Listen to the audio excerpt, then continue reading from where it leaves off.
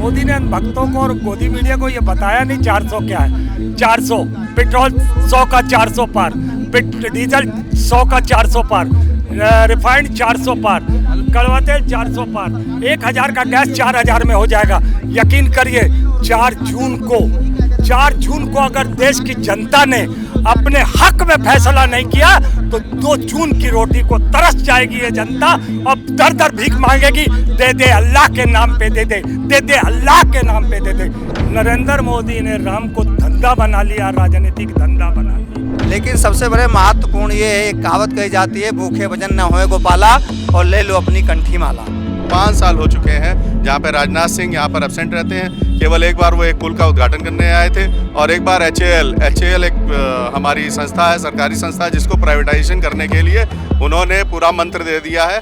नमस्कार, आप देख रहे हैं संपन्न भारत। मैं नीरज द्विवेदी। इस समय हम लखनऊ में हैं और लखनऊ की सबसे चर्चित दुकान जो चाय पर चर्चा है वो शर्मा जी की चाय है। आप देख रहे हैं यहाँ पे बहुत सारी भीड़ है और बहुत सारे वोटर हैं जिनसे हम बात करेंगे किस पार्टी का दबदबा है, किस पार्टी, कौन सी पार्टी कहाँ जा रही है। जी, आपका नाम? सतपाल सिंह छाबड़ा। पूरा हिंदू तो बहुत खुश है राम मंदिर को लेके, मथुरा को लेके, वाराणसी को लेके। हिंदू तो एकजुट है, हिंदू तो बहुत खुश नजर आ रहा है जैसा मीडिया में दिख रहा है। राम हमारी आस्था का विषय है मगर हमें उसको धंधा नहीं बनाना चाहिए। नरेंद्र मोदी ने राम को धंधा बना लिया, राजनीतिक धंधा बना लिया। मंदिर बनाना धंधा है? बिल्कुल। आप धंधे की आड़ में आपने मंदिर बनाया, उसका प्रोपोगंडा क्यों कर रहे हैं? फिर आप चुनाव को लेकर प्रोपोगंडा क्यों कर रहे हैं कि मैंने मंदिर बनाया? मंदिर जनता के पैसे से बनता है, जनता के सहयोग से बनता है, कोर्ट के आदेश से बन रहा है। फिर मंदिर बना, आप प्राण प्रतिष्ठा की बात जैसा हमें लग रहा है कर रहे हैं, तो मंदिर बना उसके बाद प्राण प्रतिष्ठा हुई, इसमें क्या मतलब? नहीं, प्राण प्रतिष्ठा तो पहली बात हमारे सारे शंकराचार्यों को नजरअंदाज किया गया और खुद बन बैठा शंकराचार्य। ये कितना बड़ा अपराध है। आपको क्या जानना चाह रहे हैं? क्या मतलब राम मंदिर को कहना propaganda, Bharatiya Janata party propaganda कह रही है? हमारे ख्याल से जो इलेक्शन होने जा रहा है राम आस्था का विषय है और नरेंद्र मोदी एक दिन भी सुंदरकांड नहीं किए होंगे। आप उनसे पूछ लीजिएगा अगर कभी मौका मिले आपको तो। हम लोग प्रतिदिन हमारे घर में सुंदरकांड होता है। रही बात मंदिर बनाने की, मंदिर भी ज़रूरी है, मस्जिद भी ज़रूरी है, गुरुद्वारा भी ज़रूरी है, गिरजाघर भी ज़रूरी है। लेकिन सबसे बड़े महत्वपूर्ण ये है, एक कहावत कही जाती है, भूखे भजन न होए गोपाला और ले लो अपनी कंठी माला। तो सर्वप्रथम हमें जो है रोज़गार की आवश्यकता है। रोज़गार शिक्षा से मिलता है। शिक्षा इतनी महंगी हो चुकी है, लोगों को स्कॉलरशिप नहीं मिलती। 60% से नीचे जिन बच्चों के नंबर हैं इंटर में, उनको जो है स्कॉलरशिप नहीं दी जाएगी। जबकि वास्तव में 60% से कम नंबर उन बच्चों के आते हैं जो ग्रामीण क्षेत्र से मजदूरी करते हैं, खेती करते हैं और उसके बाद साथ में पढ़ाई करते हैं। उनको स्कॉलरशिप की ज़रूरत होती है। सरकारी नौकरी करने वालों को स्कॉलरशिप की ज़रूरत नहीं होती, जो बीएड कर सकते हैं। तो सरकार हमारी स्कॉलरशिप नहीं देती है। सबसे बड़ी बात यह मजदूरों की, किसानों की होती है कि मजदूरों के पास खाने के लिए नहीं है। 400 पार उनको चाहिए ना, 400 के अंदर नहीं चाहिए, उनको पार चाहिए। अब 400 कहा। मोदी ने भक्तों को और गोदी मीडिया को ये बताया नहीं 400 क्या है। 400 पेट्रोल 100 का 400 पार, डीजल 100 का 400 पार, रिफाइंड 400 पार, कड़वा तेल 400 पार, 1000 का गैस 4000 में हो जाएगा।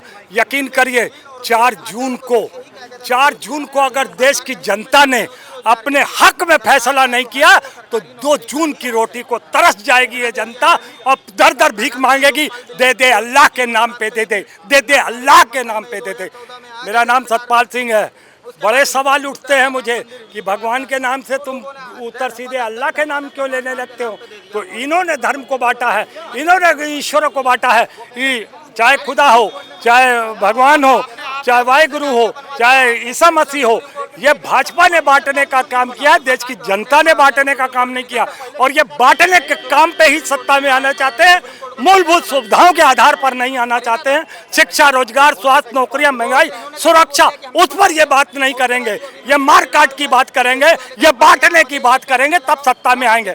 आज किसान जो बॉर्डर पे बैठा है नरेंद्र मोदी, तो दुआएं करता होगा 50-100 इधर किसान मर जाए, 50-100 इधर जवान मर जाए और मैं फिर एक बार 2019 की तरीके से शहादत सत्ता पे आ सकूं। 42 जवानों का कातिल नरेंद्र मोदी आज देश के पटल पर प्रधानमंत्री पद पर बैठा हुआ है, वो यही आशय लेके बैठा हुआ है जवान और किसान मर जाए, मैं फिर 2024 में सत्ता में काबिज हो जाऊं, क्योंकि वो सिर्फ और सिर्फ इसी बुनियाद पर सत्ता पर आ सकता है। शिक्षा की बात तो उसने की नहीं, रोजगार, स्वास्थ्य, नौकरियां, सुरक्षा की तो बात की नहीं।